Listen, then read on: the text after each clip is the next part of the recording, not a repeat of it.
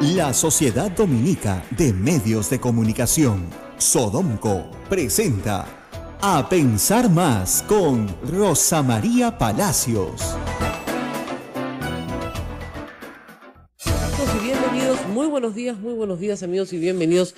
Tenemos muchas noticias hoy en el ámbito climatológico, desastres naturales, también la visita del Papa a Colombia, por supuesto la política peruana, pero queremos empezar con nuestra, por supuesto, profunda preocupación por el terremoto de México ayer a la medianoche. Yo recién, hoy muy temprano en la mañana, he podido ver los mensajes que Ismael me mandaba.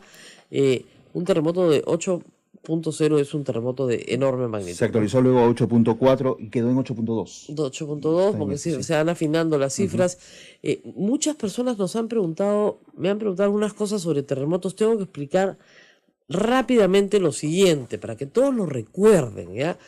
Fíjense, en el centro del Océano Pacífico, en Hawái, hay un lugar que se llama el Pacific Tsunami Warning Center. ¿Qué pasó? En 1960 hubo un terremoto espantoso en Valdivia, Chile, el terremoto más letal de los modernos registrados. Supuestamente antes no se podían medir, a partir de ese año sí, es un terremoto grado 9. Mató gente en Valdivia, muchísima, y al día siguiente mató gente en Japón. El tsunami mató tanta gente en Chile como al otro lado del Pacífico, en el Japón. Conocido esto, los científicos se reunieron y establecieron que todos los países del Pacífico, lo que incluía México, lo que incluía Perú, somos parte de un sistema. Hay boyas en todo el Océano Pacífico que miden la altura del agua. ¿Y dónde pusieron el centro? En el centro del Pacífico. ¿Qué hay en el centro del Pacífico? Una isla que es Hawái. Entonces, estas boyas monitorean inmediatamente, al instante de un terremoto, el nivel de las aguas. Anoche se emitió una alerta de tsunami que implicaba también las costas del Perú. La Dirección de Hidrografía de cada país, que haga a sus veces, en nuestro caso es la Marina de Guerra, tiene que establecer bajo ciertos modelos, ¿no es cierto?, la altura de la ola en consideración a la costa peruana, que tiene además características particulares, ¿no es cierto? Y se estableció que la ola que llegaría al primer punto peruano llegaría con 25 centímetros, que fue lo que efectivamente sucedió, y luego se levantó la alerta de tsunami. Entonces, la gente a veces pregunta, ¿cómo se hace tan rápido? Ustedes entren a PTWC, PT está en inglés, Pacific Tsunami Warning Center, es una página web y ahí están todas las alertas de tsunami instantáneas. Funciona las 24 horas del día, los 365 días del año, y es la misma información que recibe la Marina de Guerra del Perú en la Dirección de Hidrografía. Es facilísimo, ¿ok? ¿Qué es lo que tenemos que saber? Que cuando uno siente el terremoto en su cuerpo, porque se da cuenta que todo se está cayendo y está parado frente al mar, tiene que ganar altura. ¿Cuánta altura mínima en la costa peruana? 10 metros. 10 metros son 4 pisos, ¿ya? Gane usted, suba el cerro, sube el cerrito, váyase para atrás. La otra es irse lo más atrás posible, dependiendo del mapa de inundación del punto de la costa en el que esté. Toda la costa peruana tiene mapas de inundación hechos por la Marina de Guerra. Toda. Si usted vive frente al mar, su obligación es conocer cuál es el mapa de inundación del punto en el que se encuentra. Esas son las reglas básicas, el ABC, lo que usted tiene que ser, el coquito de la prevención en materia de tsunamis. No se queda, corre. Si el terremoto ha sido en otro lado, le van a avisar, como avisaron anoche. Y se tiene que evacuar, le tienen que avisar. ¿Dónde tiene que mejorar el Perú? En la evacuación. En Chile, a raíz del terremoto del año 2010, las estrategias de evacuación han logrado casi la perfección, porque logran evacuar muy rápidamente a un país que es eminentemente costero, como es el nuestro. Así es. ¿Ya? Entonces, hay que tener alertas. ¿Qué hacen? Utilizan los celulares. Utilizan rápidamente mensajes de textos donde dicen alerta de evacuación y la gente evacúa. En eso tenemos que mejorar muchísimo, sí. La Marina tiene una aplicación, una app para tsunamis y otras cosas, pero no es masivo. Entonces ahí es donde tenemos que mejorar. Pero usted, ¿qué puede hacer en su casa? Más importante que la mochila, más importante que enloquecerse, más importante que cualquier otra cosa es el conocimiento. Estar informados. Está el conocimiento. Y la regla básica le dice que se tiene que alejar del mar. Si es que está a nivel del mar, ¿ok? La punta está a nivel del mar. El resto, Miraflores, no, está a 30 metros sobre el nivel del mar, no le va a pasar nada. Hay un acantilado, usted sigue durmiendo tranquilo. ¿Se da cuenta? Es diferente. En la ciudad de Lima, Villa, por ejemplo, sí, tiene que evacuar toda la parte de Chorrillos que está frente al mar. En, por ejemplo, para poner un ejemplo, Camaná, ¿no es cierto? Hay que evacuar. Punta Bombón, hay que evacuar. ¿Por qué recuerdo esos lugares? Porque en el año 2001, el terremoto de Arequipa fue letal ahí. Porque la gente entró a recoger el pescado por falta de información. Entonces, es muy importante que usted esté correctamente adiestrado, que esto se enseñe en los colegios. A mí no me lo enseñaron en el colegio. A mí en el colegio me enseñaron a meterme bajo la carpeta, lo cual en realidad no es la mejor idea porque hay que salir. Los japoneses se meten debajo de la carpeta porque tienen, obviamente, la prevención de que no les caigan las cosas del falso techo y que el edificio no se va a caer. Nosotros nunca estamos muy seguros, entonces hay que evacuar. Eso es lo que hay que hacer, ¿no es cierto? Norteamérica está ahorita muy golpeada. Una cosa es tener un huracán que se te viene encima y otra cosa es tener además un terremoto de 8.2. Ahora, ¿por qué Ciudad de México tiene advertencia? A ver, les explico. ¿Por qué Ciudad de México tiene una advertencia de 30 segundos? Porque los terremotos se originan en la costa, ¿ok? Atlántica o Pacífica, sobre todo Pacífica. ¿Y qué pasa? La Ciudad de México está sobre una laguna, ¿ok? La oscilación llega primero. Antes que el sismo propiamente dicho. Exactamente. Entonces tienen 30 segundos de ventaja. Eso es todo lo que tienen. No es que pueden predecirlo, ¿sí? María, 30 segundos es un montón de Es tiempo. un montón. Entonces Claro. le dicen al conductor, alerta, tienen 30 segundos, por eso el conductor de televisión se para tranquilo, se va, y luego de que se va todo comienza a moverse. Así es. ¿Ya? Entonces, es porque se les avisa, tienen 30 segundos. Ahora, lamentablemente, ustedes se imaginarán de noche, ¿no es cierto? Es bien difícil que esa alerta pueda ser rápidamente informada, ¿no? La gente está durmiendo, está en su cama, no es fácil, ¿no? No es fácil poder evacuar a la gente. Pero de día ha funcionado, y ha funcionado bien. Ha logrado que la gente salga a tiempo, por lo menos que salga a los lugares. Ciudad de México no ha sido particularmente afectada porque el terremoto es en Chiapas. Tenemos una lista de 16 fallecidos hasta el momento. Hasta el momento es la cifra oficial, pero acaba de amanecer en México también, Sí, pues. y esto es muy incipiente. Así es, como sabemos nosotros, después de lo que nos pasó en Pisco, hasta que no se hace un conteo completo y total de la situación, es difícil. Gran ventaja, como siempre, que el terremoto haya sido después de la medianoche, porque fue después de la medianoche ya, ¿no? ¿Tú me has En la hora de avisado? ellos me parece que sí. En la hora de ellos, para sí. nosotros fue 10 para las 11:50. 11:50 y para ellos era 10 para la 1.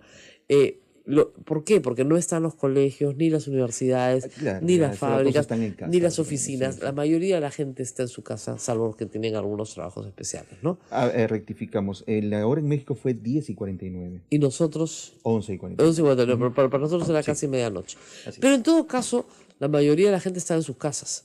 Entonces, eso hace que puedas tener un menor impacto, ¿no es cierto?, que el que producen a veces aglomeraciones, aplastamientos de gente moviéndose pues a toda velocidad. Así que bueno, recordar, es importante recordar. Y hoy día también vamos a hablar en unos instantes con nuestros amigos desde Nueva York para ver cómo se prepara Estados Unidos para recibir al huracán Irma, que es el otro desastre natural que viene de la mano con este terremoto en México tan fuerte. Todavía los daños materiales no se han calculado ni estimado. Como decimos, recién amanece en el país para poder hacer un conteo más o menos rápido. Lo que hay sí es muchísimo material, porque hoy pues todos tenemos celulares, entonces el que menos saca el suyo y inmediatamente filma. Los hospitales se evacuaron como corresponde, que es lo natural, y obviamente las edificaciones más antiguas sí han caído en toda la zona de Chiapas. Lo que sí he notado incluso allá en México y acá los rebotes en Twitter, Rosa María, han sido pues la preocupación y la alarma que generan estas luces que aparecen Otra en el vez. cielo, que ya tenemos pues clara explicación de que se trata pues de choque de placas tectónicas, ¿no? El mejor, digamos, astrofísico,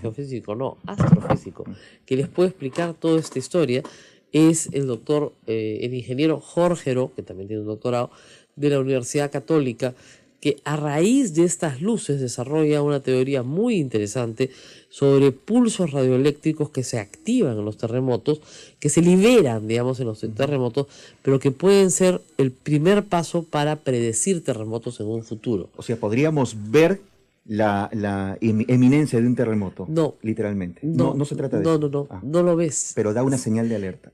Pones unos magnetómetros, en la Bahía de Lima está llena de magnetómetros que te avisan 14 días antes de una liberación inesperada de energía. Es un experimento de la Universidad Católica, está hasta ahora en investigación.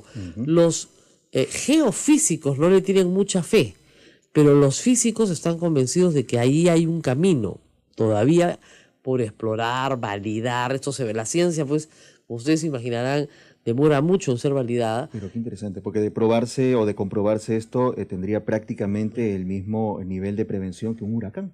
14 días. Es bastante Lo tiempo. que no te pueden decir es la hora exacta. Bueno. Te pueden decir el día y te pueden decir el epicentro. Y parece que la Bahía de Lima es muy buena para eso. Y últimamente ya te pueden decir la magnitud. Pero lo que no te pueden decir es la hora, ¿no? Bueno, es mucho más de lo que tenemos ahora. Es mucho más de lo que tenemos ahora, ¿no? Sobre todo para terremotos de gran magnitud. Pero lo hizo en varias oportunidades. Jorge lo cuenta, me mandaba un mail al rector de la Universidad Católica, a Marcial Rubio, hasta que a Marcial Rubio le dijo, ¿sabes qué? Me va a dar un infarto si me siguen mandando mails, porque en ese momento no podían saber la magnitud. Era aterrador. Claro. Era para validar, ¿no? Yo te mando un mail a ti antes de, en absoluto secreto, ¿no? Y luego comenzó a trabajar con gente de fuera, ¿no? Y iba validando una tras otra, ahora, con temblores, digamos, de pequeña magnitud. Todos los ejemplos están documentados, son públicos en la Universidad Católica. Hay todavía polémica, es digamos, controversial, si se quiere, ¿no? Pero, en fin. Hay otras noticias en el Perú. Hoy día se interpela a la ministra Martens, va a contestar 40 preguntas, abrirá un debate.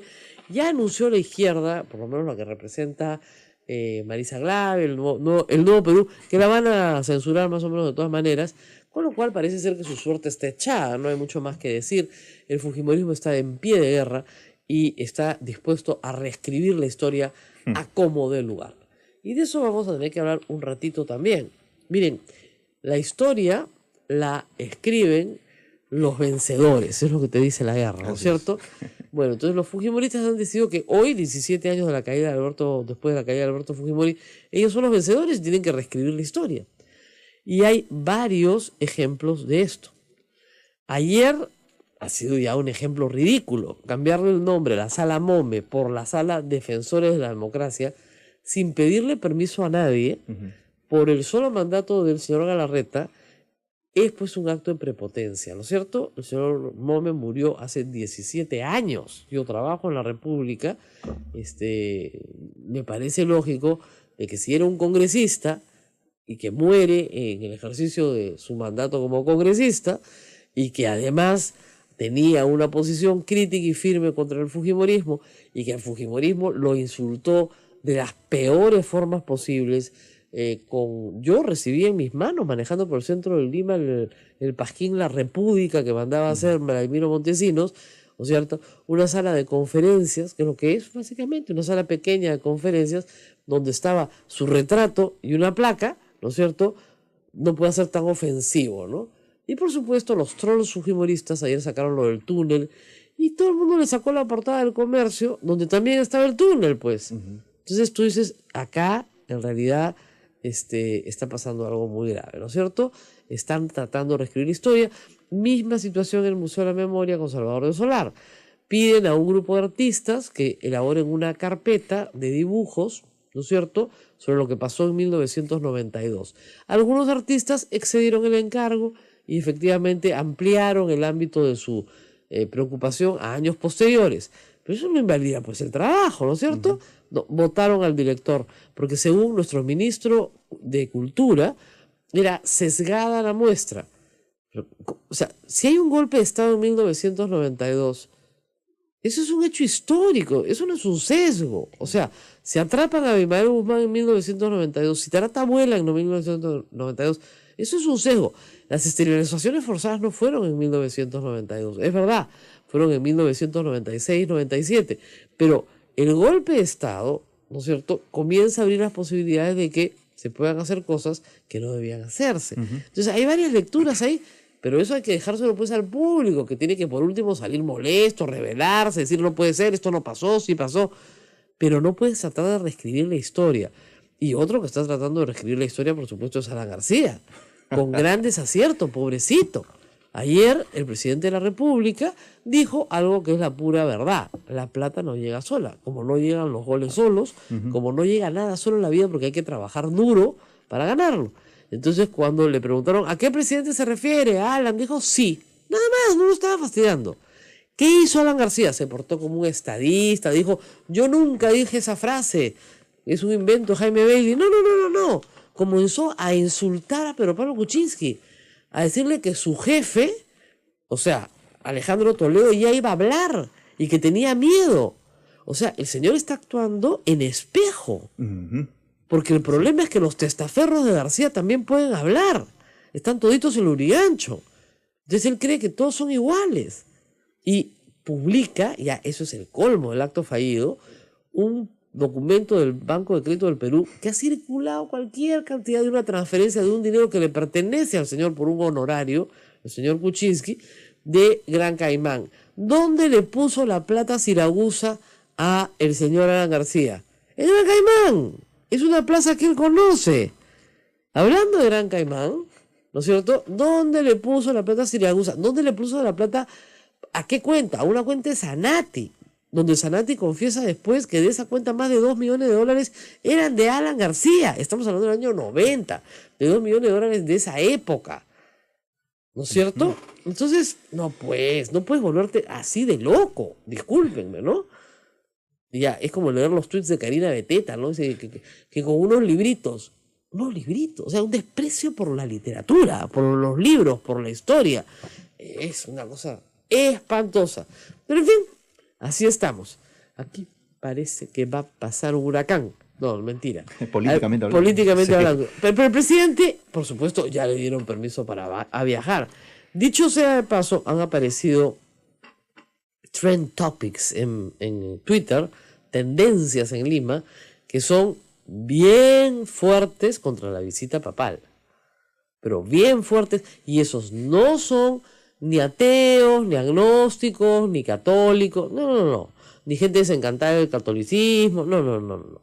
Esos son básicamente sectas evangélicas radicales, que a mí no me cuenten cuentos, ¿no es cierto?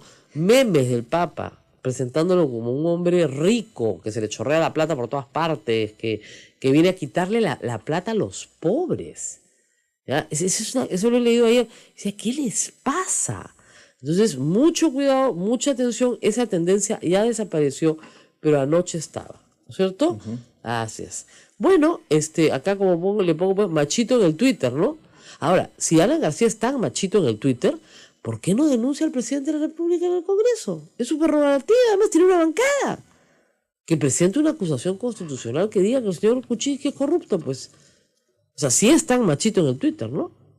¿No es cierto? Palomilla de ventana, ¿no? Pero que le recordaran lo de la plata, lo volvió loco. ¿Y por qué será? Más bien, ¿no será que el que está nerviosito es él? ¿Qué le habrá dicho a Barata? ¿Que no puede sostener por más tiempo tanta mentira? No lo sé, pero en fin. Tenemos que ir a nuestra agenda de hoy, que es bien larga y complicada. Nos vamos a ir a hablar con los peruanos, con Roberto Pasos. Con Roberto Pasos en primer lugar, porque tenemos dos temas que tienen que ver con los peruanos en los Estados Unidos. Uno, un tema migratorio terrible, y el otro, por supuesto, de todas maneras, el paso del huracán Irma. ¿Ya está en la línea, Roberto? No, vamos a la pausa y regresamos. Sodomco, Sociedad Dominica de Medios de Comunicación. 8:22, Rosa María. Estamos en comunicación con Roberto Pasos, periodista CNN desde Nueva York. Vamos a dar una entrevista corta porque está a punto de entrar a un túnel y como ustedes saben, ahí pues hay que cruzar el río Hudson y ir al aeropuerto. Está en camino hacia allá. Pero vamos a hablar en primer término de un problema migratorio que afecta no solamente a peruanos, sino a miles de latinoamericanos jóvenes que llegaron de niños con sus padres a los Estados Unidos, no nacieron en los Estados Unidos, pero sí fueron criados en los Estados Unidos, ya tienen probablemente educación completa, universitaria, y no han regularizado su situación. Obama abrió para estas 800.000 personas la oportunidad de quedarse. Son conocidos como los Dreamers, y la ley DACA estaba en marcha hasta que llegó Trump y dijo que lo primero que se volaba era eso. Bueno, se lo voló, falta que lo confirme el Senado, pero vamos a ver qué nos dice Roberto Paso sobre esta noticia. Roberto, muy buenos días. ¿Qué tal? Acá desde la bullosa Nueva York. Realmente muy bullosa. Bueno, ¿en qué situación están quedando estos jóvenes que llegaron de niños a los Estados Unidos? ¿Van a ser expulsados? ¿Qué es lo que está pasando en este momento? ¿Tienen posibilidad de ser salvados por el Congreso? Bueno, verdaderamente hay un limbo ahorita en lo que se refiere al DACA. No, lamentablemente esta situación ha sido creada por cuestiones políticas, ¿no? Empezó aparentemente con una amenaza de uno de los fiscales del estado de Texas pidiéndole al presidente que tome una decisión acerca de DACA, y el presidente tomó la decisión aunque no estaba obligado a hacerlo, y ahora estos casi 800.000 personas se encuentran en un limbo, porque si el Congreso no hace nada, y el Congreso está casi paralizado en muchos temas, no pudieron, acuérdate que no pudieron denegar el Obamacare, y ahora ni siquiera han podido dar la ayuda a los damnificados en Houston, y ahora tenemos otro huracán este fin de semana en Miami. Entonces prácticamente tenemos un Congreso paralizado y 800.000 estudiantes que están prácticamente en un limbo sin saber cuál va a ser su futuro. Si el Congreso no actúa, pues simplemente ellos tienen que abandonar el país. Ok, pero el Congreso puede salvarlos. Bueno, parece que ha habido un retroceso por parte de Trump. La líder del Partido Demócrata de la Cámara de Representantes, Nancy Pelosi, pidió al presidente que mande un tuit diciendo que no se preocupen, que la gente que ha recibido DACA no tienen por qué preocuparse. Ahora, del tuit a los hechos, todavía falta ver si el presidente definitivamente se va a retractar o va a seguir en esta política antimigrante, ¿no? Que puede mandar a 800.000 estudiantes pues a casa, ¿no? A sus países de orígenes. Así es, que eso es tremendo. Vamos a perderte en cualquier momento, Roberto. Sabemos que tú también has estado radicando en Miami. ¿Cuál es la situación en la ciudad de Miami en este momento? Bueno, en estos momentos me encuentro en Nueva York. Mucha gente ya evacuó. Es una evacuación obligatoria, además. No es que la gente pueda decidir si se va o no de las costas de Miami. Quiere decir que si uno vive en las costas tiene que salir de ahí, o si no puede ser sujeto a ser llevado a la fuerza a los albergues, ¿no? Entonces todas las costas están evacuadas o están siendo evacuadas. Hay gente que por supuesto no obedece y se queda, pero a su propio riesgo. Y si lo encuentran en la calle, pues obviamente son notificados que tienen que abandonar el lugar o pueden ser removidos por la fuerza. Lamentablemente la gente a última hora pues está comprando agua, tratando de conseguir gas, cuando este huracán ha sido pues avisado desde prácticamente el domingo casi, ¿no? Entonces así es. Hay mucha negligencia y siempre esperando pues el último minuto, ¿no? Roberto, ¿hay ya seguridad? Yo he estado siguiendo el paso del huracán. ¿Hay seguridad que va directo sobre Miami o todavía hay la posibilidad de que se desvíe? Lamentablemente, bueno, no sé si afortunadamente o lamentablemente, para bien o para mal, para los huracanes, no tienen algo cierto hasta que están a unas horas de tocar. Claro. Se ve una trayectoria, pero el año pasado, por ejemplo, también se evacuó las zonas de la costa y al final no llegó, solamente fue una lluvia. Se fue a las Carolinas. Entonces, pero es muy impredecible, pero por lo menos sí, exactamente si va a tocar el epicentro en la ciudad de Miami, lo cual sería un desastre. Además, estamos hablando que en las Bermudas, una isla de 100.000 personas, murieron 5, y imagínate Miami, en el área metropolitana de casi 6 millones de habitantes, Miami-Fort Lauderdale, eso sería una calamidad impresionante si el ojo del huracán, de la tormenta pasa. No sé, estuviste tú, yo estuve inmediatamente un mes después del huracán Andrew, y la verdad que fue un huracán de grado 5, el último que soportó esa zona, y los efectos fueron devastadores, pero gracias a una correcta evacuación se pudo reducir el número de víctimas fatales a 7, que para el nivel de devastación física que había era impresionante, la verdad. que hubiera muerto tan poca gente. Esperemos que esta vez sea así. Muchísimas gracias a Roberto desde Nueva York, entrando a un túnel. ¿A qué túnel tienes que entrar, Roberto? Imagínate, para irme al aeropuerto, porque sigo ahí, bueno, no regreso a Miami, pero sigo grabando el programa de viajes de peruanos en el mundo, siempre buscando peruanos por todas partes, y si nos quieren seguir, por favor, pueden visitar nuestra página web, www.pasostv.com. Bueno, vas a tener muy buenas historias, porque los peruanos por el mundo están huyendo masivamente del sur de la Florida, y puedes encontrarlo. Yo creo que si vas a Tallahassee o a esa zona, tal vez puedas encontrarlos en la parte de arriba, ¿no es cierto?, de Florida, para poder ver y lo terrible, ¿no?, regresar a casa y ver qué cosas vas a encontrar, que eso es lo más duro de todo. Bueno, muy bien, muchísimas gracias. En contacto y muy contento por la invitación y bueno, por lo menos estamos secos hasta ahora. Así es. Bueno, muy bien, muchísimas gracias. Esta es la situación en los Estados Unidos. Tanto problemas migratorios como problemas climatológicos afectan a los migrantes peruanos allá. Es complicado para todos, pero esta semana ha sido particularmente dura para los migrantes en los Estados Unidos, sobre todo, como repito, para estos chicos que fueron llevados de niños a los Estados Unidos. No nacieron ahí, pero fueron criados ahí, están haciendo su vida universitaria y entraron al college, aportan a la economía norteamericana, van a ser la nueva mano de obra calificada de los Estados Unidos, y sin embargo Donald Trump los quiere expulsar. Esto es tremendamente impopular. Hay una base demócrata muy grande, incluso republicana, que se opone a este tipo de medidas, y probablemente el presidente en esto se quede solo. A nadie le gusta ser responsable de expulsiones masivas de personas que han vivido toda su vida en los Estados Unidos. Estamos hablando de gente que ha vivido 20 años en los Estados Unidos, por cierto. Ahora, hay que decir algo más. Tenemos más información para ustedes antes de que pasemos al otro tema. Ayer, el Congreso de la República, por fin, aprobó una comisión investigadora de abusos sexuales, pero no solo contra el sodalicium, como mal se ha publicado en algunos medios. Es mucho más ambiciosa. Copia el modelo de Australia, que es un magnífico modelo, y la Iglesia Católica no se opone a eso. Hay algunos que han dicho que se ha aprobado ahora, como parte de la ofensiva evangélica, para empañar la visita del Papa. Pues se equivocan, al contrario. ¿Qué mejor, ¿no es cierto?, que tener estos casos abiertos y detectados? Un hermano, un religioso marista, ¿no es cierto?, se ha refugiado en Lima, viniendo de Chile, con serios cargos de abuso sexual. Tiene que ser entregado inmediatamente a las autoridades de Chile, donde tiene que ser juzgado. Miren, los delitos sexuales dentro y fuera de cualquier institución, la Iglesia Católica, los Boy Scouts, las iglesias evangélicas, cualquier institución, son delitos y se tienen que juzgar en cortes penales. O sea, es ahí donde se tienen que juzgar. Al margen de la sanción administrativa, etcétera. Los delitos que cometen profesores en las escuelas tienen que ser juzgados en las cortes penales, sea sacerdote, sea profesor, sea religiosa, sea un civil, sea lo que sea, ¿no es cierto? Hombre, mujer, todos esos delitos se tienen que juzgar. Ahora, esta comisión, reitero, lo que quiere es hacer una investigación de todos los delitos sexuales cometidos en instituciones.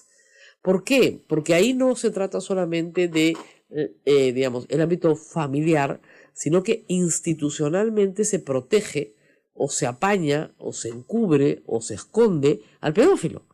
¿Ok? Entonces, el sodalismo es un magnífico ejemplo, ¿ya? Donde está probado que su fundador no tenía carisma y que lo que hizo fue constituir una organización religiosa para su propio beneficio personal, sometiendo a jóvenes a condiciones de esclavitud, de servidumbre absoluta, de negación de una educación superior, en fin, de una serie de violación de derechos humanos. Eso es lo que se quiere investigar. ¿Es la única institución? Probablemente haya otras. ¿Hay otras denuncias? Sí. Tenemos el caso del colegio, ustedes saben ya, del profesor Borea, que era muy querido y resultó ser una persona que tenía una afición por manosear a los niños, ¿no es cierto? Entonces, ahí tenemos, por ejemplo, el típico caso de abuso institucional, es decir, la escuela como espacio protege al director o al profesor, ¿no es cierto?, y simple y llanamente no se denuncia.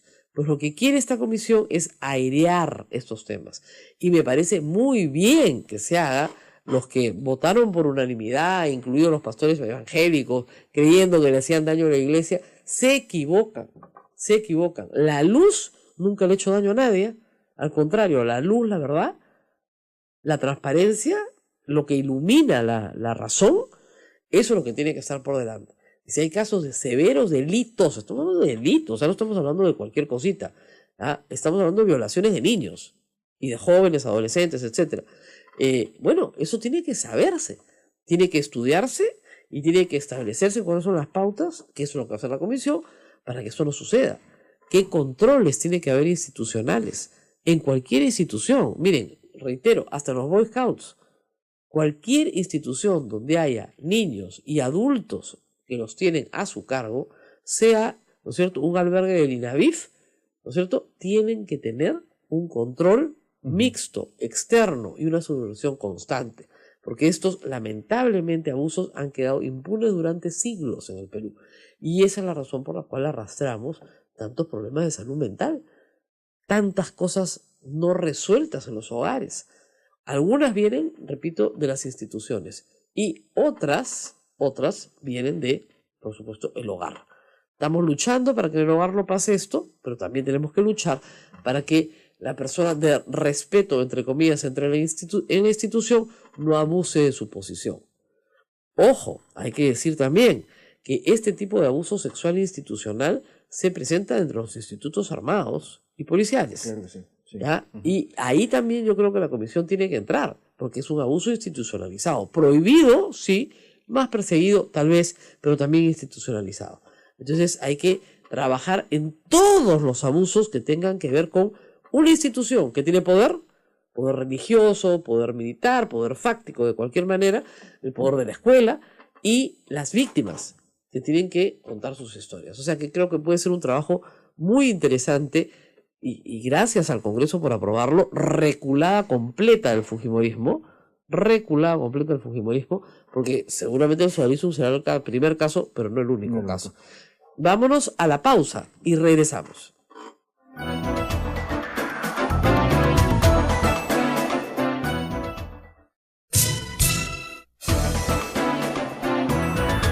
Esto es A Pensar Más con Rosa María Palacios, 8:37. Hablamos del huracán Irma, que ha hecho o está haciendo su paso por el Caribe.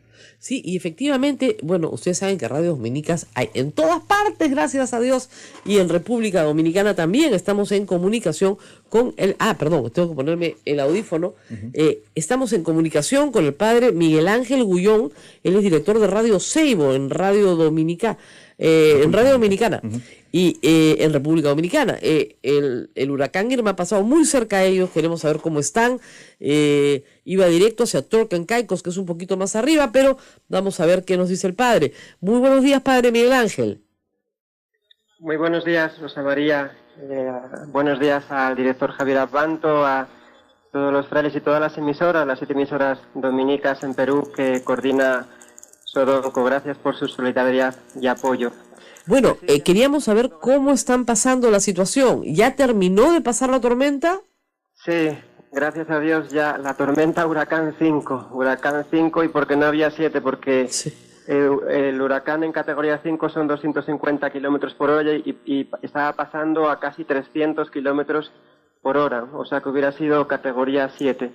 Bueno, ya gracias a Dios pasó, fueron unos días de mucha incertidumbre, de mucho miedo, porque ya desde justo hace una semana ya era huracán, que no es normal que nazca tan lejos como huracán y que le pongan el nombre. Cuando ya a un fenómeno así le ponen el nombre de la lista que ya está establecida desde el inicio de la temporada ciclónica, malo. Bueno, y entonces veíamos la ruta que iba derechita por aquí, por las Islas Vírgenes, Puerto Rico, República Dominicana y Haití la cogía por el medio, seguía, bueno, entonces...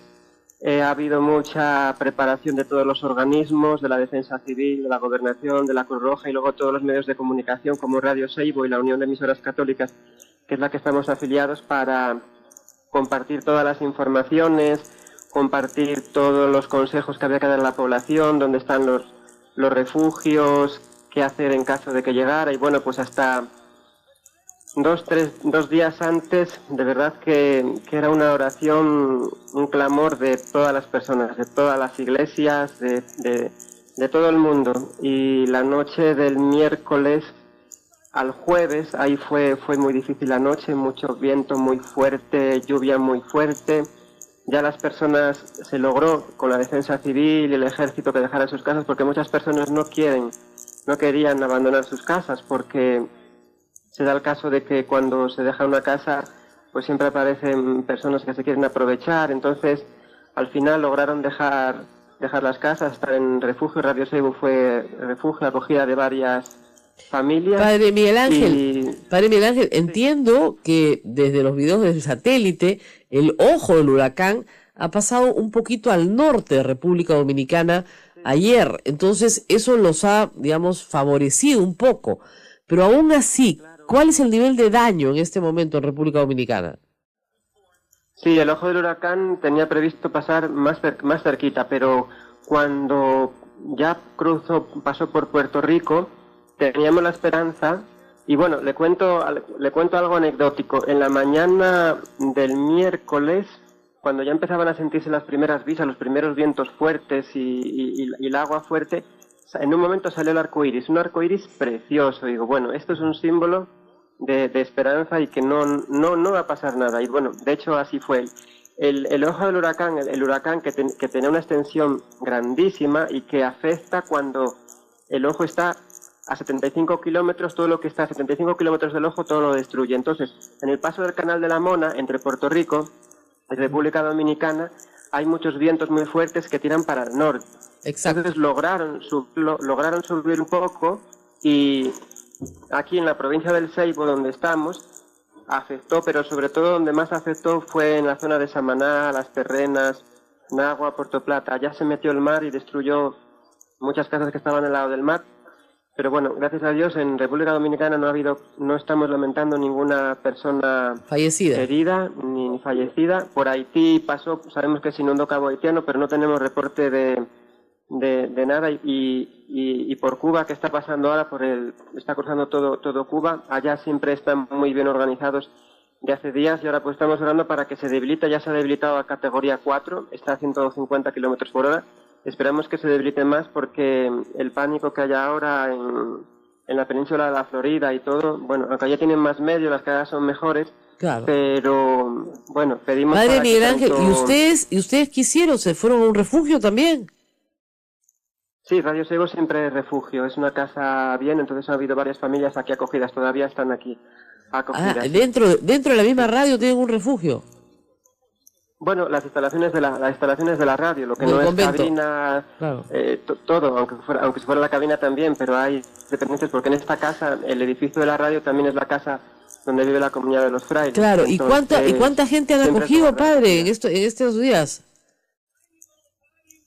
¿Cómo? ¿Cuánta gente han acogido? Aquí en el edificio de la radio unas 25 personas. Qué bárbaro. Luego también en el colegio de las Dominicas, las iglesias. Y bueno, ha sido bien, porque en estos días toda la gente decía, bueno, en medio del miedo, del pánico, de todo lo que hubiera pasar, ha unido a las familias, ha unido a las personas, ha habido mucha solidaridad, mucha oración. Y bueno, también pensar que estos fenómenos no son así por así, sino que es por culpa del hombre. No es Dios que manda ningún castigo, ni Dios que manda ningún aviso, es la naturaleza que se queja porque la herimos con el mercurio para sacar el oro, la herimos con la contaminación, la herimos con las cortas de los árboles. Aquí en el este del país hay muchas plantaciones de caña de azúcar, pero es porque han cortado muchos árboles y están desecando los acuíferos. Entonces, aquí el este de República Dominicana es poco, se echan muchos plaguicidas, pero en otros lugares del mundo sabemos que la contaminación es grande. Entonces, esto es una llamada de atención para que bajemos nuestro ritmo y que llevemos adelante lo que dicen las emisoras de ALER, del continente, que el buen vivir es que también no solo estemos respetando a los demás, sino también a la madre naturaleza, para que siga siendo nuestra casa común y no la hiramos, porque si la herimos, como la herimos, pues entonces se está quejando. Yo creo que estos fenómenos naturales que antes no se daban tan fuertes. Padre Miguel Ángel, acá en Perú, como usted sabe, somos expertos en terremotos, pero no tenemos ni la menor idea de lo que es sentir un huracán. Trate de describirle, por favor, a nuestra audiencia, ¿cómo se siente un huracán? Bueno, pues la verdad es viento muy fuerte, fortísimo por todos los lugares. El agua no es vertical que cae, el agua es horizontal, bombardea las ventanas de forma horizontal, entra el agua por, bueno, aquí en la radio, aunque es un edificio bien, entró el agua por todas las ventanas para adentro. Tuvimos que poner en las ventanas, aquí le llamamos como si pegatinas grandes, para Exacto. que si se rompieran los vidrios no se cayeran. Y luego los árboles, pues prácticamente la copa de los árboles besando el suelo. Aquí que hay muchas palmas de coco, pues prácticamente se doblan y besan el suelo.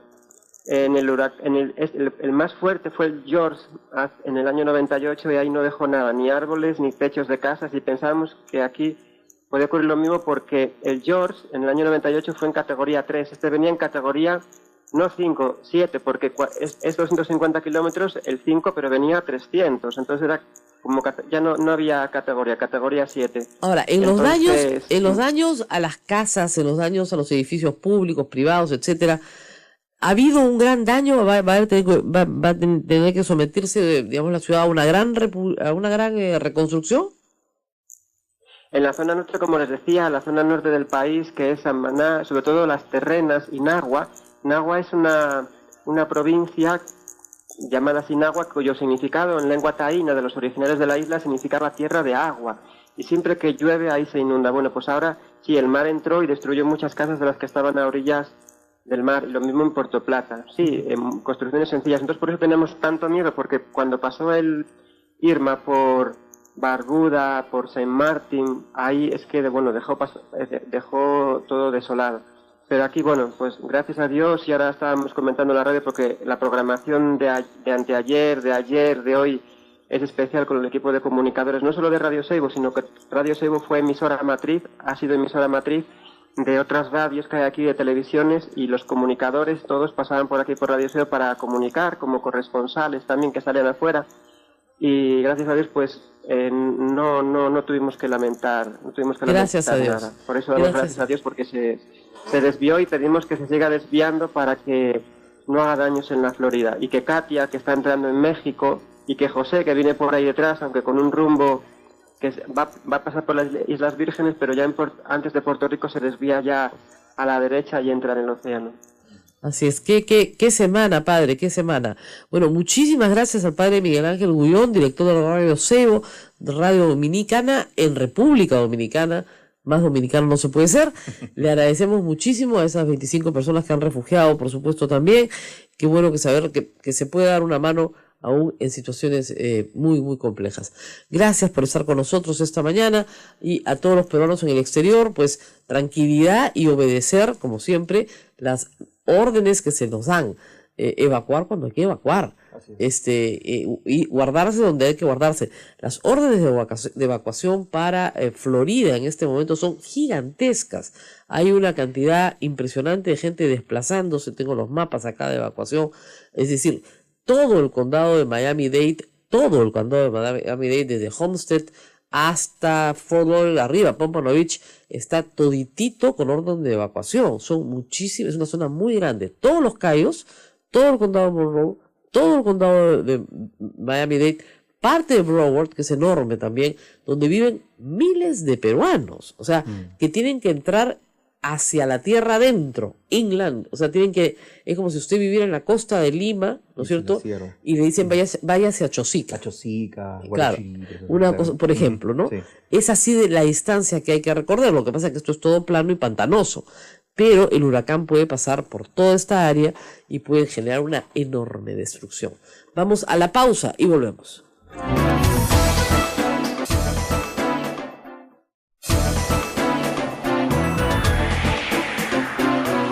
Continuamos, amigos, esto es A Pensar Más con Rosa María Palacios. Recuerden que estamos en Sodonco, Sociedad Dominica de Medios de Comunicación, en Radio Santa Rosa en Lima, Radio Santo Domingo Chimbote RSD, Radio San Martín Arequipa, Radio Veritas RTV Cusco, y también en Radio Cepagua Ucayali, Radio Quillabamba La Convención y Radio Madre de Dios en Puerto Maldonado.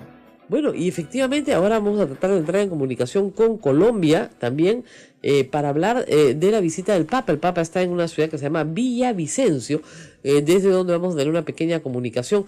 Hoy es viernes, es un programa corto, tenemos la misa del Señor de la Justicia, estamos tratando de entrar con Colombia. La visita hasta el momento del Papa en Colombia ha sido un éxito, y de verdad un éxito en multitudes, en cantidades de gente que han asistido a todos los eventos que han sido muy cuidadosamente preparados.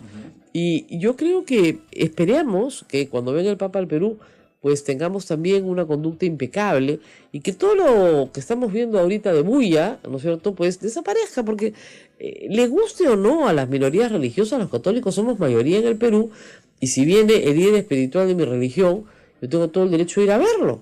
Con mi plata, no estoy pidiendo a nadie que me pague ni mi pasaje, ni mi comida, ni mi lonchera, ni mi nada, ¿ya? Y el Estado peruano sí tiene que poner seguridad porque se trata de un jefe de Estado, y no de cualquier jefe de Estado. Si el Papa sufre daño en suelo peruano, nosotros vamos a estar en un lío internacional muy, muy grave. Y esa fue una enorme preocupación la primera vez que vino, porque acuerden ustedes que Juan Pablo II vino en pleno terrorismo. Y en el año 83, ¿no es cierto?, bueno, el terrorismo estaba actuando y el Papa fue a Ayacucho, o sea que no fue nada fácil esa visita desde el punto de vista de la seguridad del Santo Padre. Entonces, estas tonterías que se están diciendo de cuánto cuesta, que le sobra la plata, oigan, es cuánto cabe, ¿no? El Papa es un sacerdote, no tiene nada. Así como lo ves, así se va a ir a la tumba. O sea, no tiene ningún bien, ni propio ni ajeno. Tiene el disfrute, el usufructo de los bienes que la iglesia le da para que pueda comer, dormir y vivir, viajar, ir y venir. Pero es todo lo que ustedes ven sale del bolsillo de los católicos en el mundo entero. Y que sí colaboramos con nuestra iglesia, no como un gran negocio, ¿no? Porque hay que ver, digamos, cuando una iglesia evangélica se compra la Mauta, nadie dice nada, ¿no? Y pagan una millonada en dólares, nadie dice nada. No, pues, no, eso sí es libertad de culto. Y cuando los católicos traen al Papa a Perú, eso no es libertad de culto. Pues, la verdad que es un poco frustrante. Ahora, debo decir algo. Estos grupos radicales no representan al Concilio Evangélico. El Concilio Evangélico está muy molesto con estas actitudes antiecuménicas, sectarias, completamente maleducadas, que no se tenían antes, ¿ah? Ojo, lo que buscó siempre el Concilio Evangélico fue acercarse, ¿no es cierto?, a las otras religiones y lograr desde una posición ecuménica encuentros, ¿no es cierto? Pero ahora todos repiten como locos. Yo soy cristiano. Bueno, cristiana yo también soy, pues, ¿ya? Yo soy cristiano, y yo no creo en imágenes. Yo tampoco creo en imágenes, ¿no? Yo creo no adoramos imágenes, igualito. ¿Ya? Y con las mismas tonterías, como te dicen los taxis, te dicen, ¿y cuánto cree que va a costar la plata la visita del Papa? A usted, señor, no le va a costar nada. Le va a costar lo mismo que me cuiden el clásico este fin de semana. Igualito le va a costar. No así de fácil. Seguridad, nada más. El resto lo ponemos nosotros. Así que tranquilícese, ¿ya? Y a la mayoría de los peruanos sí le gusta recibir al Papa. Ahora, le va pésimo al presidente Kuczynski, ¿no es cierto? Pero si el Perú va al Mundial en octubre y en enero trae al Papa, o sea, mejor Keiko, apúrate en vacarlo, porque si pasan esas dos cosas, no lo vas a poder vacar, ¿no es cierto? Es una cosa complicada, ¿no? Terrible. ¿Qué está pasando? ¿Por qué le está pasando estas cosas buenas? En fin, buenas noticias en las reculadas del fujimorismo, sí, porque tenemos una comisión investigadora. Ahora, vamos a ver la conformación, ¿no? Porque si es una payasada, tampoco, ¿no? Vamos a ver porque que sirva para algo, ¿no? Eso por un lado. Y por otro lado, buenas noticias en la reculada de la visita. Ya le dieron permiso para viajar y no tenemos un presidente prisionero. Bueno, seguimos llamando... Un poquito tarde, ¿no? Un poquito. Además, ¿sabes qué pasa? Que, ¿cómo haces al otro lado? O sea, llamas, pues, no sé, al presidente de México y dice, sí, vamos a tener una cita a tal hora, tal día. Por confirmar. Oiga, ¿cómo que por confirmar? Estamos a la vuelta de la esquina de la cita y usted me dice por confirmar. Uno no puede aceptar, o sea, así no funciona el mundo de ni siquiera de los otros humildes trabajadores. A mí no me pueden sentar hoy día para hoy día. O sea, no puedo, porque tengo otras obligaciones, ¿no? María, preguntan por aquí este bajón que ha tenido el presidente de la República en las encuestas. GFK ha publicado hoy unas encuestas y ha tenido una nueva caída en su, digamos... Bien merecida. ¿A qué se debe? ¿Qué está pagando con estos resultados? A la idea de que este señor sea un piloto automático, ¿no es cierto? Entonces, la huelga de los maestros, por ejemplo, entra en ocaso, no se termina de resolver. ¿No? Entonces, y hoy día lo organiza un paro la ministra, ¿no? Y al bolsillo, ¿no? Hay una relación directa en la sensación de prosperidad y la popularidad de un presidente.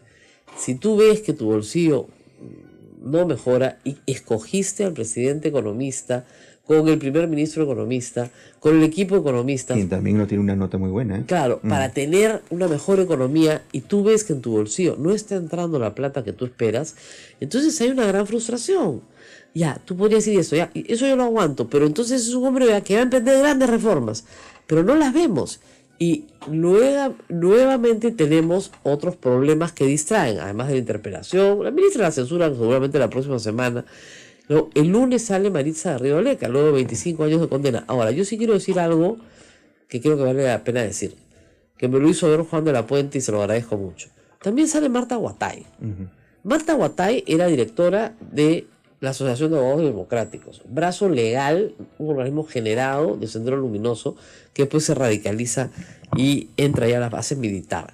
Marta Huatay era mando, pero Marta Huatay no es blanca, pues. ¿Ya? Entonces, ¿quién tiene más portadas, más historias? Maritza Garrido Leca, porque es blanca y porque va a vivir en Miraflores cuando salga de la cárcel. ¿Ok? Marta Huatay no se ha arrepentido, Maritza Garrido Leca tampoco, ¿eh? 25 años después siguen pensando lo mismo. Quieren un acuerdo de paz, o sea, exactamente el mismo rollo que Crespo y que todos del Movadef. ¿Ya? No están arrepentidos de nada.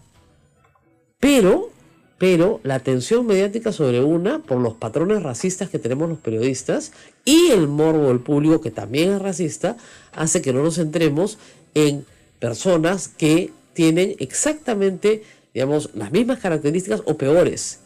Inchaustegui, ¿te acuerdas? Claro, el novio de Maritza Garrido Leca está libre hace muchísimo tiempo, pero muchísimo tiempo, 2 o 3 años, y nadie dice nada, y cumplían el mismo papel. A uno le dieron más años, a otro menos años, y el asunto es que ya cumplió sus 25 años. Que tiene que pagar su reparación civil. ¿Cómo la va a pagar si no trabaja? Tiene que ponerse a trabajar para poder pagarla, ¿no? Porque su familia no creo que quiera pagarla. ¿No? Entonces, si cumple la condena, miren, no hay plazo que no se cumpla. Es decir, no hay mal que dure 100 años, ni cuerpo que lo aguante, tampoco hay plazo que no se cumpla. No hay plazo que no se cumpla. Todos los plazos tarde o temprano se van a cumplir. Si usted tiene a una persona 40 años de condena, pasan después los 40 años. ¿Y qué pasa con los terroristas? Que los metieron muy jóvenes a la cárcel. Claro. Como Maritza Garrido Leca entró a la cárcel, tenía pues 25, 27 años, era muy joven, 25 años después tiene 54 años, y no es por nada, ¿no? Pero si te sabes cuidar, en la cárcel gozas de muy buena salud. Jamás fumas, no hay alcohol, ¿no? Haces ejercicio, te controlan la presión, te controlan todo. Entonces sale mando de socorro popular. Primero fueron abogados democráticos y después Marta Huatay fue mando de socorro popular, que era el brazo armado de Sendero. Claro. O sea, se militarizó. Entonces Marta Huatay no tiene pues ni media portada. Entonces la otra es la bailarina, la niña buena que se volvió mala, toda una serie de mitos, ¿no? Debo decir también en honor a la verdad y a la transparencia que no conozco personalmente a Maritza Garrido Leca, pero sí conocí mucho a su padre, que ya falleció, a su madre, que es una magnífica persona, a sus hermanos. Su familia ha sufrido muchísimo por esto, y yo creo que el periodismo quiere darle un inmerecido castigo a la familia, ¿no es cierto?, a la cual deben dejar en paz. Yo sé que es difícil tener a una persona que no se ha arrepentido de lo que ha hecho de vecino, yo lo sé, pero también es cierto que los padres de Maritza no le han hecho daño a nadie, y lo único que han hecho es sufrir durante 25 años, y nunca abandonaron a su hija, porque pudieron haberla abandonado, y nunca abandonaron a su hija en el sentido humanitario de la palabra, no porque militaran en sus ideas o cosas por el estilo. Y a la salida de su hija, pues él ellos tienen, ¿no es cierto?, que darle y proporcionarle un domicilio donde vivir. ¿Qué es lo que va a hacer? Y va a vivir con su madre, que tiene 83 años, por el amor de Dios. ¿Qué peligro puede representar para la sociedad?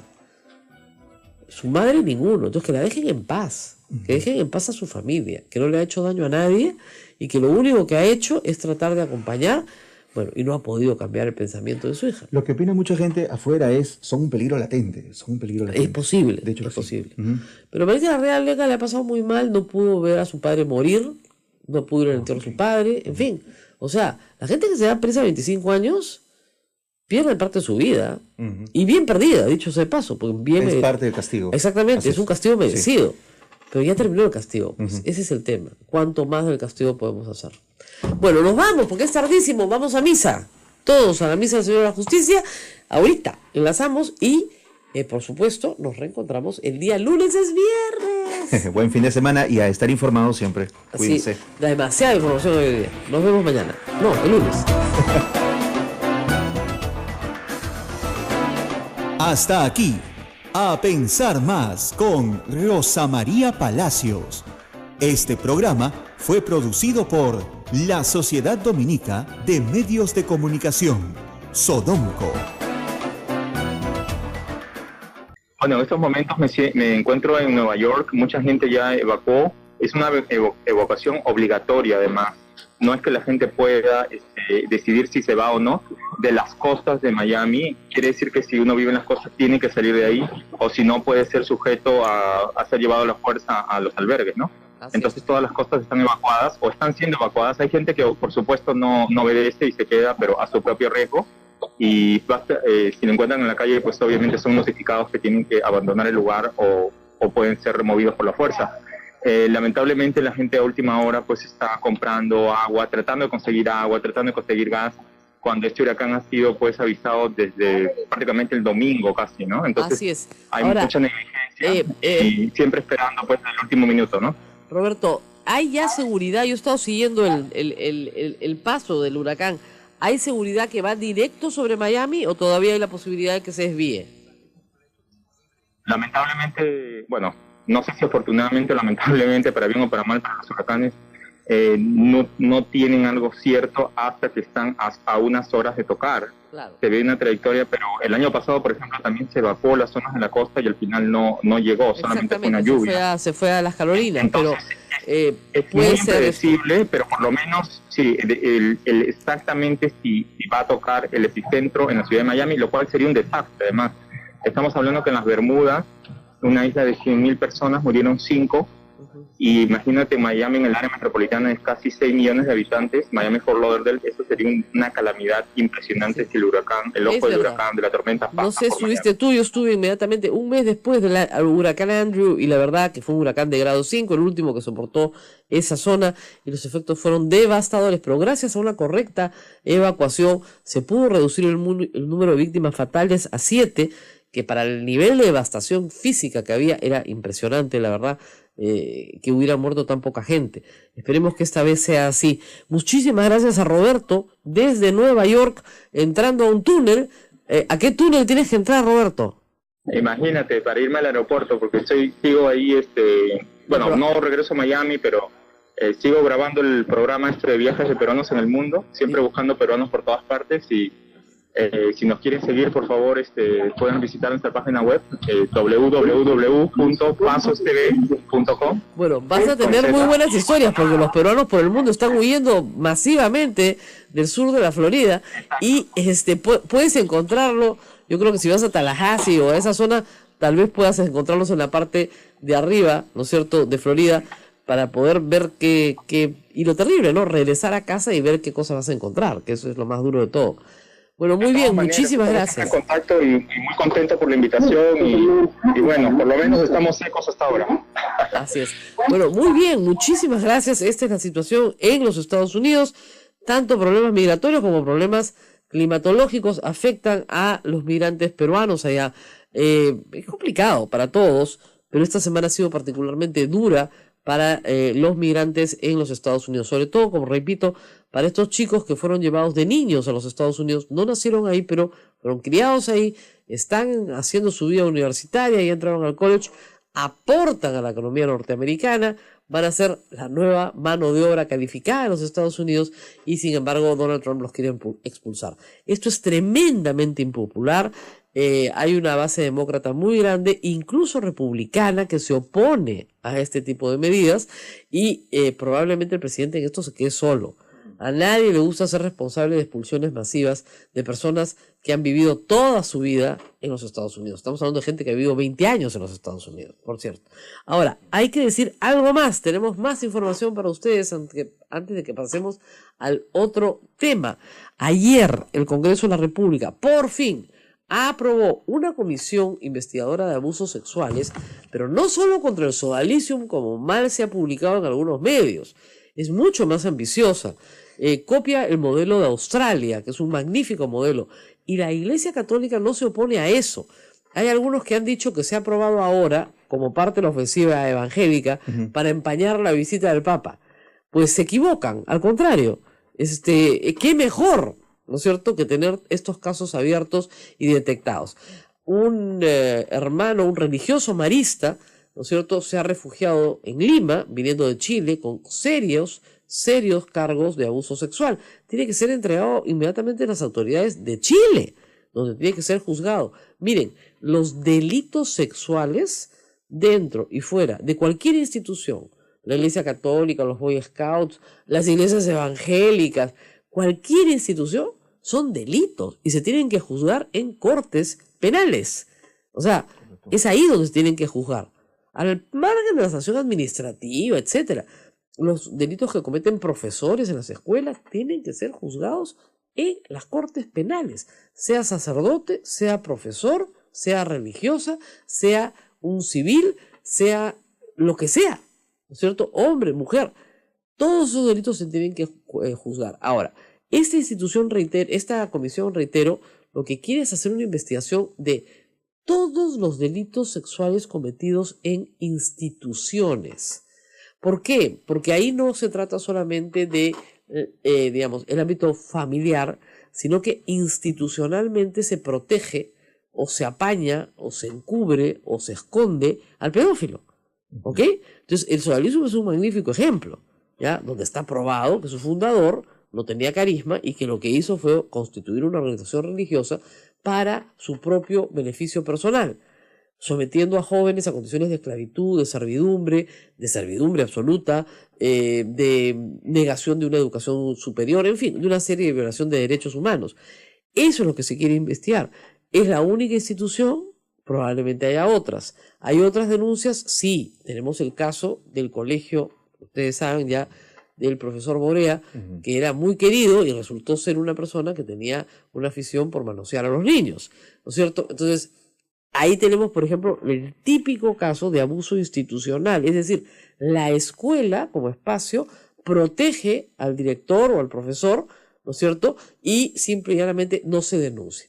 Pues lo que quiere esta comisión es airear estos temas.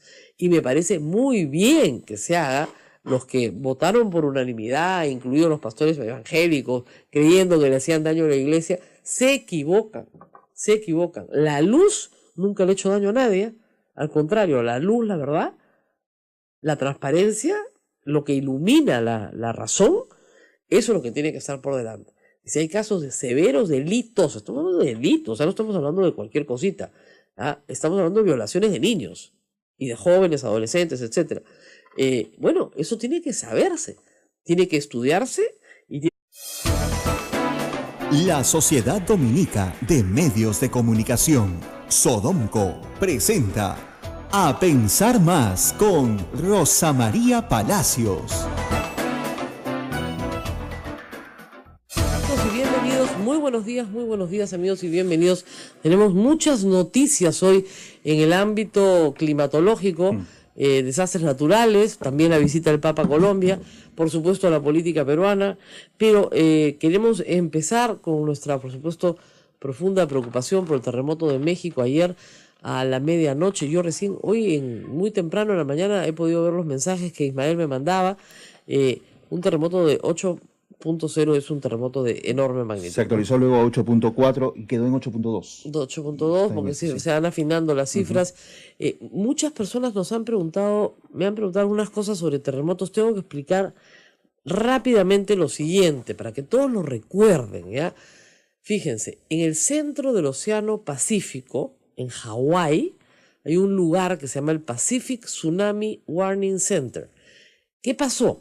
En 1960 hubo un terremoto espantoso en Valdivia, Chile, el terremoto más letal de los modernos registrados. Supuestamente antes no se podían medir, a partir de ese año sí, es un terremoto grado 9.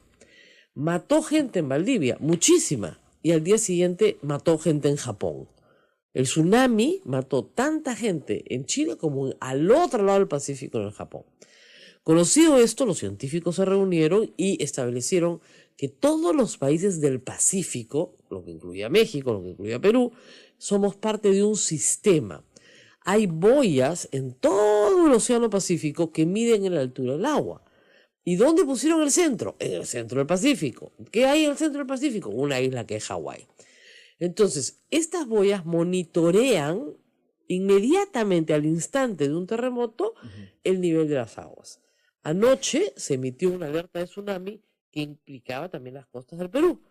La Dirección de Hidrografía de cada país, que haga a sus veces, en nuestro caso es la Marina de Guerra, tiene que establecer bajo ciertos modelos, ¿no es cierto?, la altura de la ola en consideración a la costa peruana, que tiene además características particulares, ¿no es cierto? Y se estableció que la ola que llegaría al primer punto peruano llegaría con 25 centímetros, que fue lo que efectivamente sucedió, y luego se levantó la alerta de tsunami. Entonces, la gente a veces pregunta, ¿cómo se hace tan rápido? Ustedes entren a PTWC, PT está en inglés, Pacific Tsunami Warning Center, es una página web y ahí están todas las alertas de tsunami instantáneas. Funciona las 24 horas del día, los 365 días del año, y es la misma información que recibe la Marina de Guerra del Perú en la Dirección de Hidrografía. Es facilísimo, ¿ok? ¿Qué es lo que tenemos que saber? Que cuando uno siente el terremoto en su cuerpo, porque se da cuenta que todo se está cayendo y está parado frente al mar, tiene que ganar altura. ¿Cuánta altura mínima en la costa peruana? 10 metros. 10 metros son 4 pisos, ¿ya? Gane usted, suba el cerro, sube el cerrito, váyase para atrás. La otra es irse lo más atrás posible, dependiendo del mapa de inundación del punto de la costa en el que esté. Toda la costa peruana tiene mapas de inundación hechos por la Marina de Guerra. Toda. Si usted vive frente al mar, su obligación es conocer cuál es el mapa de inundación del punto en el que se encuentra. Esas son las reglas básicas, el ABC, lo que usted tiene que ser, el coquito de la prevención en materia de tsunamis. No se queda, corre. Si el terremoto ha sido en otro lado, le van a avisar, como avisaron anoche. Y se tiene que evacuar, le tienen que avisar. ¿Dónde tiene que mejorar el Perú? En la evacuación.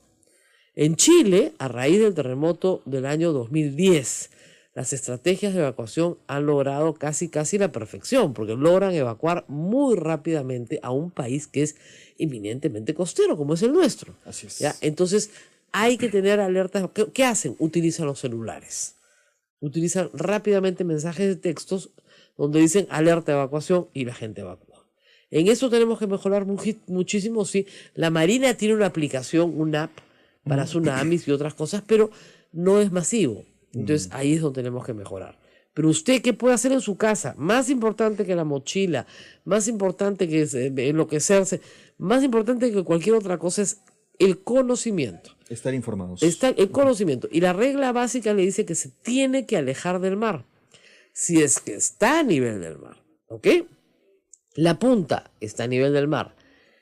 El resto, Miraflores, no, está a 30 metros sobre el nivel del mar, no le va a pasar nada. Hay un acantilado, usted sigue durmiendo tranquilo. ¿Se da cuenta? Es diferente. En la ciudad de Lima, Villa, por ejemplo, sí tiene que evacuar. Toda la parte de Chorrillos que está frente al mar. En, por ejemplo, para poner un ejemplo, Camaná, ¿no es cierto? Hay que evacuar.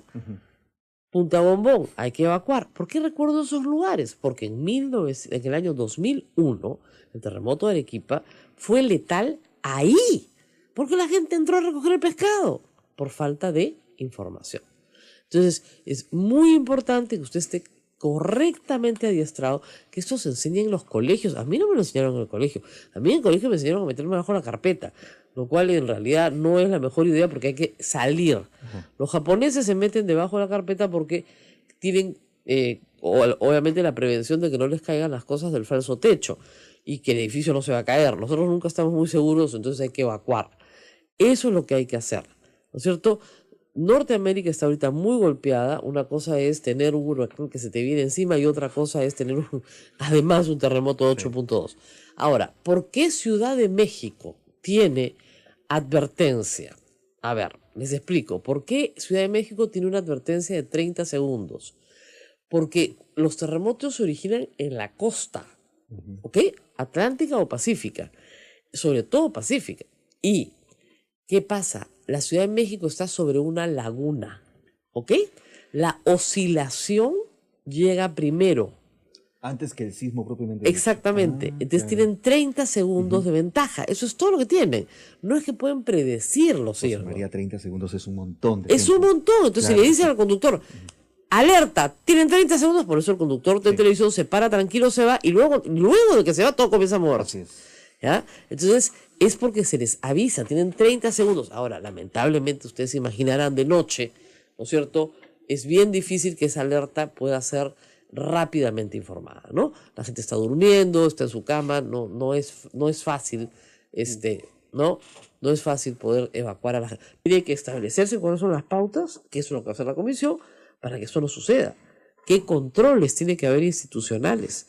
En cualquier institución, miren, reitero, hasta los Boy Scouts, cualquier institución donde haya niños y adultos que los tienen a su cargo, sea, ¿no es cierto?, un albergue del INAVIF, ¿no es cierto?, tienen que tener un control mixto, externo y una supervisión constante, porque estos, lamentablemente, abusos han quedado impunes durante siglos en el Perú, y esa es la razón por la cual arrastramos tantos problemas de salud mental, tantas cosas no resueltas en los hogares. Algunas vienen, repito, de las instituciones y otras vienen de, por supuesto, el hogar.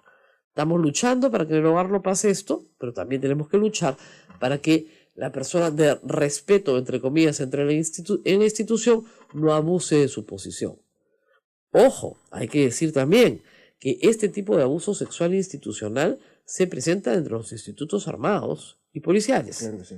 ¿Ya? Y ahí también yo creo que la comisión tiene que entrar, porque es un abuso institucionalizado. Prohibido, sí, más perseguido tal vez, pero también institucionalizado.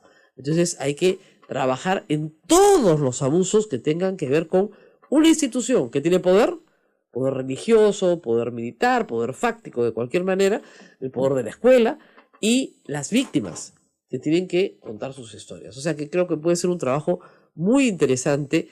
Y gracias al Congreso por aprobarlo, reculada completa del fujimorismo, porque seguramente el socialismo será el primer caso, pero no el único caso. Vámonos a la pausa y regresamos.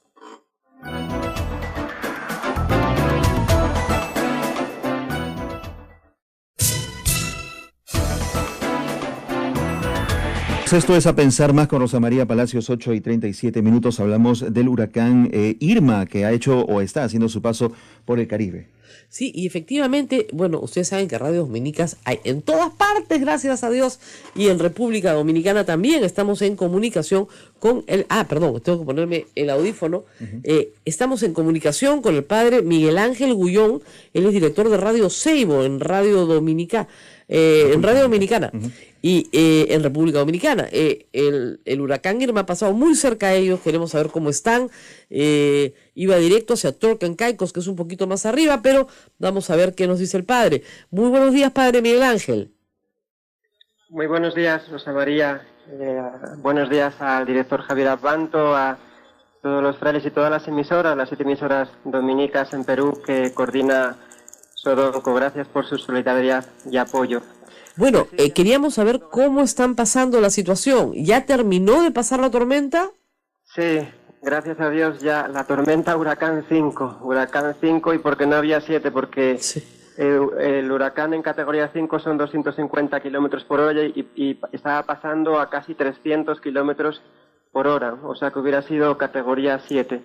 Bueno, ya gracias a Dios pasó, fueron unos días de mucha incertidumbre, de mucho miedo, porque ya desde justo hace una semana ya era huracán, que no es normal que nazca tan lejos como huracán y que le pongan el nombre. Cuando ya a un fenómeno así le ponen el nombre de la lista que ya está establecida desde el inicio de la temporada ciclónica, malo. Bueno, y entonces veíamos la ruta que iba derechita por aquí, por las Islas Vírgenes, Puerto Rico, República Dominicana y Haití la cogía por el medio, seguía, bueno, entonces ha habido mucha preparación de todos los organismos, de la Defensa Civil, de la Gobernación, de la Cruz Roja y luego todos los medios de comunicación como Radio Seibo y la Unión de Emisoras Católicas, que es la que estamos afiliados, para compartir todas las informaciones, compartir todos los consejos que había que dar a la población, dónde están los refugios, qué hacer en caso de que llegara, y bueno, pues hasta 2 días antes, de verdad que era una oración, un clamor de todas las personas, de todas las iglesias, de todo el mundo. Y la noche del miércoles al jueves, ahí fue muy difícil la noche, mucho viento muy fuerte, lluvia muy fuerte.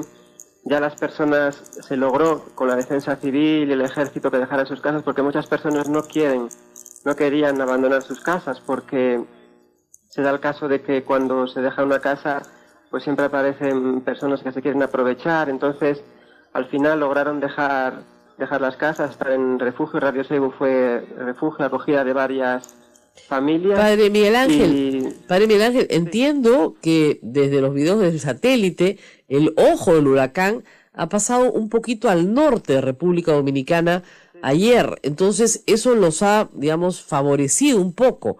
Pero aún así, ¿cuál es el nivel de daño en este momento en República Dominicana? Sí, el ojo del huracán tenía previsto pasar más cerquita, pero cuando ya pasó por Puerto Rico, teníamos la esperanza, y bueno, le cuento algo anecdótico. En la mañana del miércoles, cuando ya empezaban a sentirse las primeras brisas, los primeros vientos fuertes y el agua fuerte, en un momento salió el arco iris, un arco iris precioso. Digo, bueno, esto es un símbolo de esperanza y que no va a pasar nada. Y bueno, de hecho así fue. El ojo del huracán, el huracán que tenía una extensión grandísima y que afecta cuando el ojo está a 75 kilómetros, todo lo que está a 75 kilómetros del ojo, todo lo destruye. Entonces, en el paso del Canal de la Mona, entre Puerto Rico y República Dominicana, hay muchos vientos muy fuertes que tiran para el norte.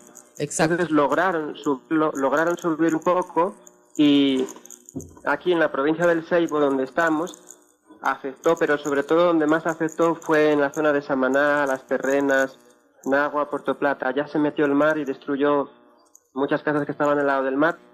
Pero bueno, gracias a Dios en República Dominicana no estamos lamentando ninguna persona fallecida, herida ni fallecida. Por Haití pasó, sabemos que se inundó Cabo Haitiano, pero no tenemos reporte de nada. Y por Cuba, que está pasando ahora, está cruzando todo Cuba. Allá siempre están muy bien organizados de hace días, y ahora pues estamos orando para que se debilite. Ya se ha debilitado a categoría 4, está a 150 kilómetros por hora.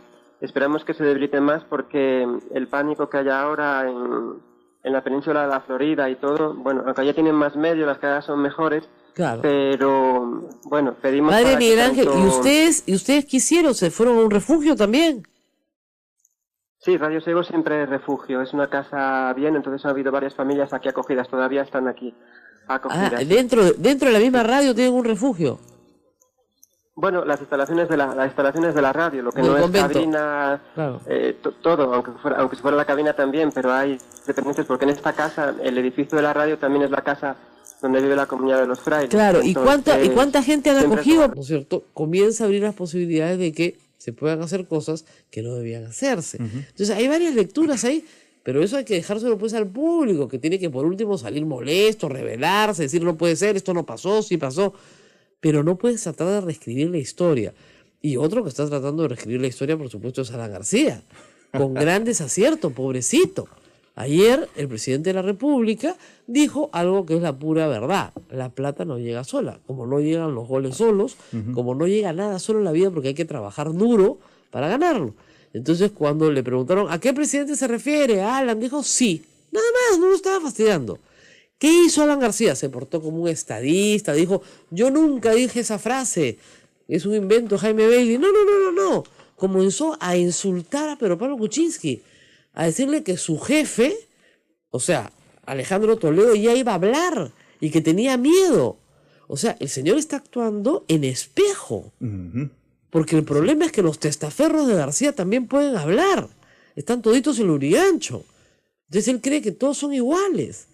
Y publica, ya eso es el colmo del acto fallido, un documento del Banco de Crédito del Perú que ha circulado cualquier cantidad de una transferencia de un dinero que le pertenece al señor por un honorario, el señor Kuczynski, de Gran Caimán. ¿Dónde le puso la plata Siragusa a el señor Alan García? En Gran Caimán. Es una plaza que él conoce. Hablando de Gran Caimán, ¿no es cierto? ¿Dónde le puso la plata Siragusa? ¿Dónde le puso la plata? ¿A qué cuenta? A una cuenta de Sanati, donde Sanati confiesa después que de esa cuenta más de $2 millones eran de Alan García. Estamos hablando del año 90, de $2 millones de esa época. ¿No es cierto? Entonces, no puedes volverte así de loco. Discúlpenme, ¿no? Ya, es como leer los tweets de Karina Beteta, ¿no? Dice que con unos libritos, o sea, un desprecio por la literatura, por los libros, por la historia. Es una cosa espantosa. Pero en fin, así estamos. Aquí parece que va a pasar un huracán. No, mentira. Políticamente hablando. Políticamente hablando. Pero el presidente, por supuesto, ya le dieron permiso para viajar. Dicho sea de paso, han aparecido trend topics en Twitter, tendencias en Lima, que son bien fuertes contra la visita papal.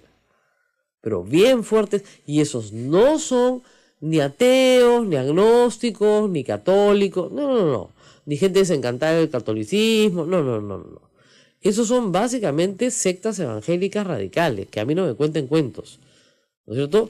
Memes del Papa, presentándolo como un hombre rico, que se le chorrea la plata por todas partes, que viene a quitarle la plata a los pobres. ¿Ya? Eso lo he leído ayer. Decía, ¿qué les pasa? Entonces, mucho cuidado, mucha atención. Esa tendencia ya desapareció, pero anoche estaba, ¿no es cierto? Así es. Bueno, acá le pongo pues, machito en el Twitter, ¿no? Ahora, si Alan García es tan machito en el Twitter, ¿por qué no denuncia al presidente de la República en el Congreso? Es su prerrogativa, además tiene una bancada. Que presente una acusación constitucional que diga que el señor Kuczynski es corrupto, pues. O sea, sí es tan machito en el Twitter, ¿no? ¿No es cierto? Palomilla de ventana, ¿no? Pero que le recordaran lo de la plata, lo volvió loco. ¿Y por qué será? Más bien, ¿no será que el que está nerviosito es él? ¿Qué le habrá dicho a Barata? Que no puede sostener por más tiempo tanta mentira. No lo sé, pero en fin. Tenemos que ir a nuestra agenda de hoy, que es bien larga y complicada. Nos vamos a ir a hablar con los peruanos, con Roberto Pasos. Con Roberto Pasos en primer lugar, porque tenemos dos temas que tienen que ver con los peruanos en los Estados Unidos. Uno, un tema migratorio terrible, y el otro, por supuesto, de todas maneras, el paso del huracán Irma. ¿Ya está en la línea, Roberto? No, vamos a la pausa y regresamos. Sodomco, Sociedad Dominica de Medios de Comunicación. 8:22, Rosa María. Estamos en comunicación con Roberto Pasos, periodista CNN desde Nueva York.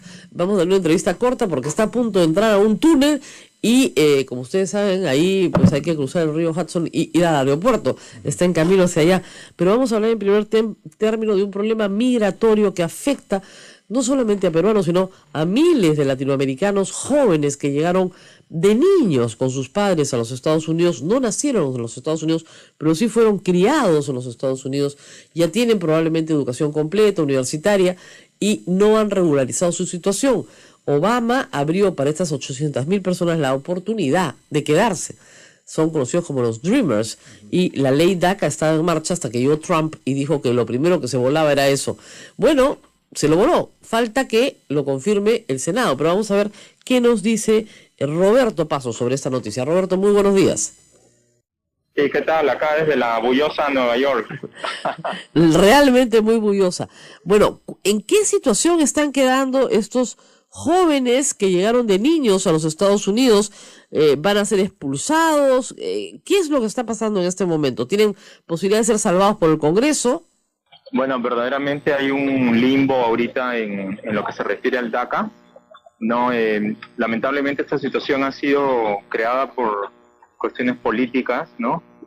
Empezó aparentemente con una amenaza de uno de los fiscales del estado de Texas pidiéndole al presidente que tome una decisión acerca de DACA, y el presidente tomó la decisión aunque no estaba obligado a hacerlo, y ahora estos casi 800,000 personas se encuentran en un limbo, porque si el Congreso no hace nada, y el Congreso está casi paralizado en muchos temas, no pudieron, acuérdate que no pudieron denegar el Obamacare, y ahora ni siquiera han podido dar la ayuda a los damnificados en Houston, y ahora tenemos otro huracán este fin de semana en Miami. Entonces prácticamente tenemos un Congreso paralizado y 800,000 estudiantes que están prácticamente en un limbo sin saber cuál va a ser su futuro. Si el Congreso no actúa, pues simplemente ellos tienen que abandonar el país. Ok, pero el Congreso puede salvarlos.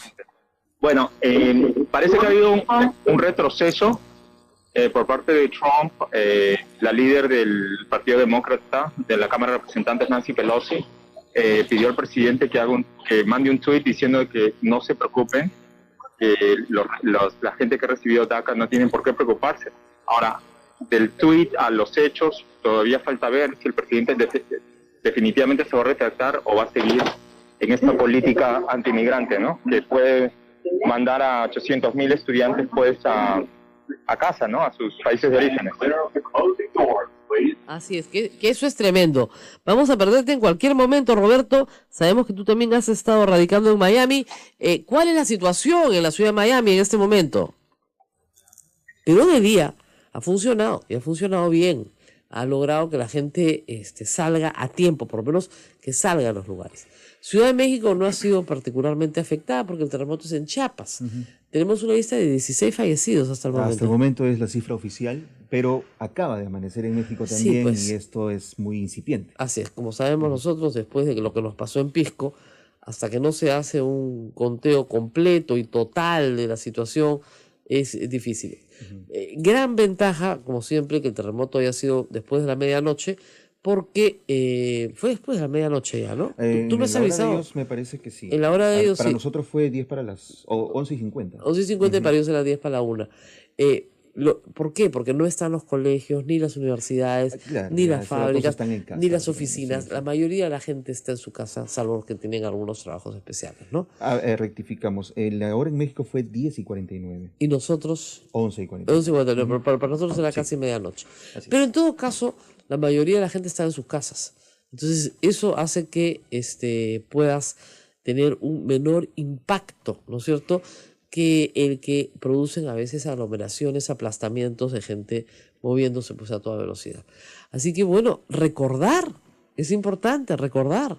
Y hoy día también vamos a hablar en unos instantes con nuestros amigos desde Nueva York para ver cómo se prepara Estados Unidos para recibir al huracán Irma, que es el otro desastre natural que viene de la mano con este terremoto en México tan fuerte. Todavía los daños materiales no se han calculado ni estimado. Como decimos, recién amanece en el país para poder hacer un conteo más o menos rápido. Lo que hay sí es muchísimo material, porque hoy pues todos tenemos celulares, entonces el que menos saca el suyo y inmediatamente filma.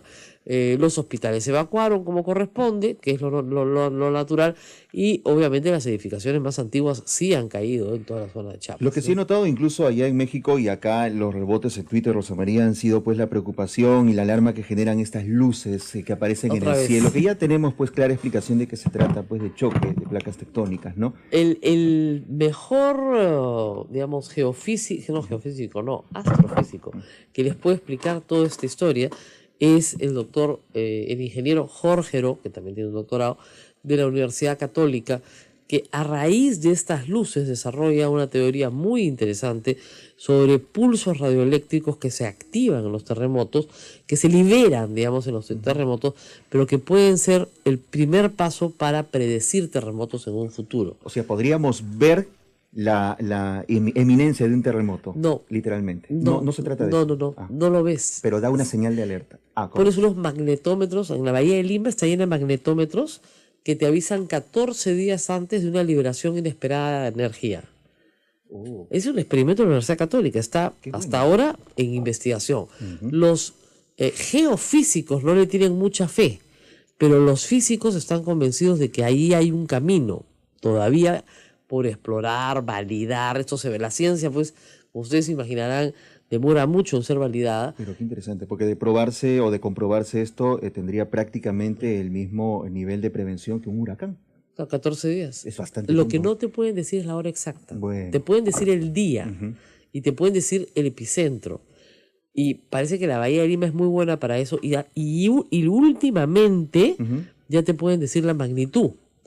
Pero lo que no te pueden decir es la hora, ¿no? Bueno, es mucho más de lo que tenemos ahora. Es mucho más de lo que tenemos ahora, ¿no?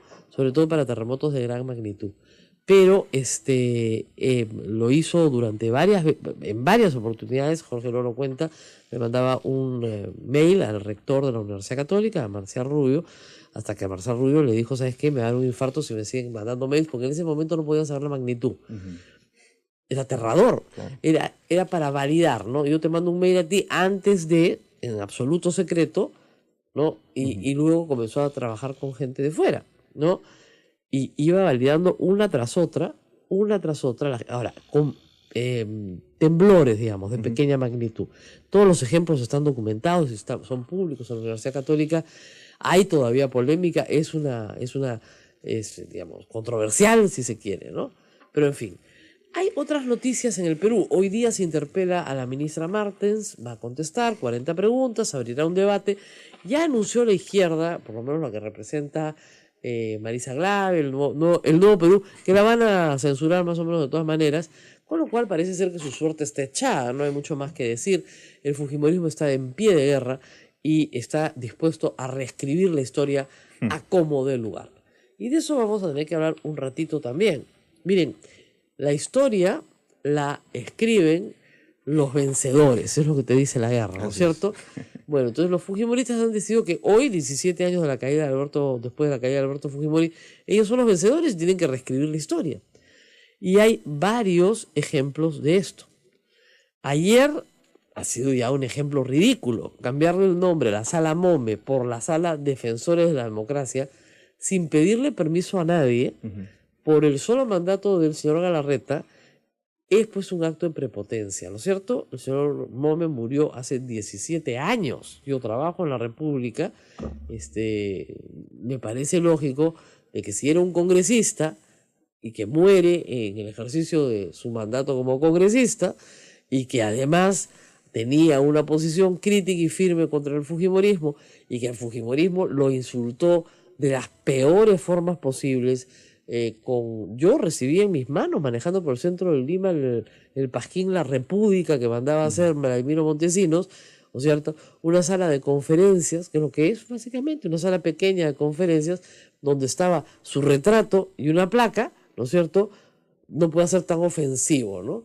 Y por supuesto los trolls fujimoristas ayer sacaron lo del túnel, y todo el mundo le sacó la portada del Comercio, donde también estaba el túnel, pues. Entonces tú dices, acá, en realidad, está pasando algo muy grave, ¿no es cierto? Están tratando de reescribir la historia. Misma situación en el Museo de la Memoria con Salvador de Solar. Piden a un grupo de artistas que elaboren una carpeta de dibujos, ¿no es cierto?, sobre lo que pasó en 1992. Algunos artistas excedieron el encargo y efectivamente ampliaron el ámbito de su preocupación a años posteriores. Pero eso no invalida pues el trabajo, ¿no es cierto? No, votaron al director, porque según nuestro ministro de Cultura, era sesgada la muestra. Pero, o sea, si hay un golpe de Estado en 1992, eso es un hecho histórico, eso no es un sesgo. O sea, si atrapan a Abimael Guzmán en 1992, si Tarata vuela en 1992, Eso es un sesgo. Las esterilizaciones forzadas no fueron en 1992, es verdad, fueron en 1996, 97, pero el golpe de Estado